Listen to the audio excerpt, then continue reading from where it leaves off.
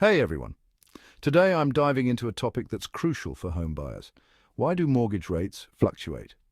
If you're looking to buy a home or refinance, understanding this can save you a lot of money, so let's break it down.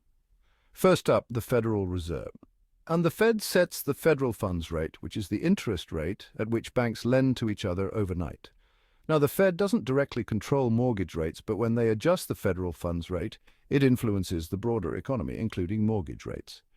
When the Fed buys or sells government securities like bonds, it impacts long-term interest rates, including those for mortgages. This is known as quantitative easing or tightening.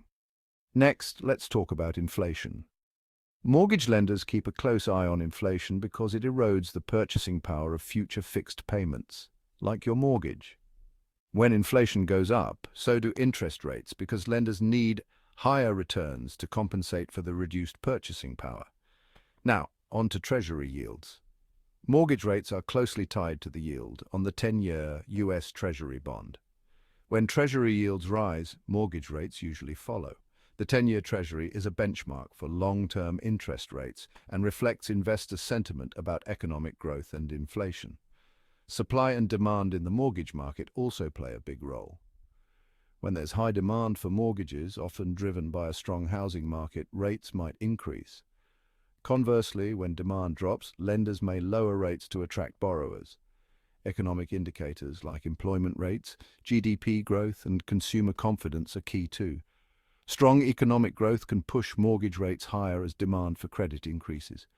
During economic downturns, rates might be lowered to encourage borrowing. Credit risk is another factor. Lenders assess the risk that a borrower might default through their credit score, debt-to-income ratio, and the size of their down payment. Higher-risk borrowers typically get higher rates to offset the lender's potential risk. Global markets can't be ignored either. Global financial events like international trade tensions or financial crises can influence U.S. mortgage rates.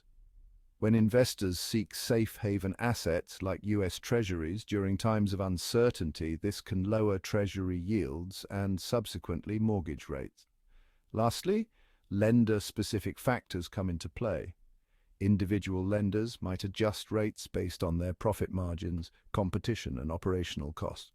Some might offer lower rates to attract customers, while others may charge higher rates to maintain profitability. So there you have it. These are the main factors that cause daily fluctuations in mortgage rates. By keeping an eye on broader economic trends and Federal Reserve policies, you can get a sense of where mortgage rates might be heading. If you found this video helpful, don't forget to like and subscribe for more insights. Thanks for watching.